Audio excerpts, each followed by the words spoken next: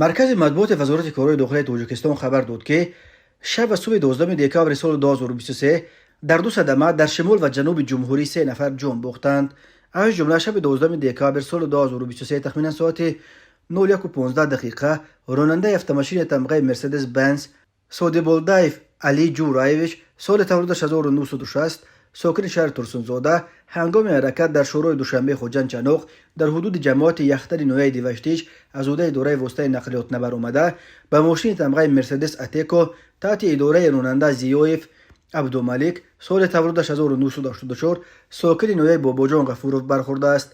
در نتیجه راننده سودیبولدایف و مسافرش قربویف زیوویدین سال تولدش 1961 ساکن شهر ترسونزاده جراحت‌های گوناگون جسمانی برداشته در جای حادثه به هلاکت رسیدند. سوی 12 دکامبر سال 2023 تخمینا ساعت 09:30 راننده ماشین تمغه خوندای اونت توشزاده مختار سال تولدش 1982 ساکن نویه جامی هنگام حرکت در شورای بختر دوشنبه در جماعت دیهات غلاباد نویه خراسان با وجود نامساعد بودن آب و هوا و بارشات باران قاعده های حرکت راه را رعایت نکرده با سرعت بلند حرکت کرده ماشین را به شخوری کنار راه چپ نموده است.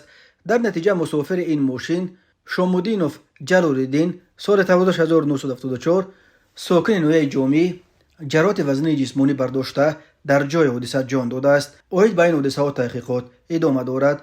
راههای تاجیکستان از لحاظ صدمه ها پرخطر دانسته می شوند. هر سال بر اثر صدمه ها در راههای تاجیکستان تا 400 نفر به هلاکت رسیده، بیش از 1200 تن دیگر معیوب می شوند.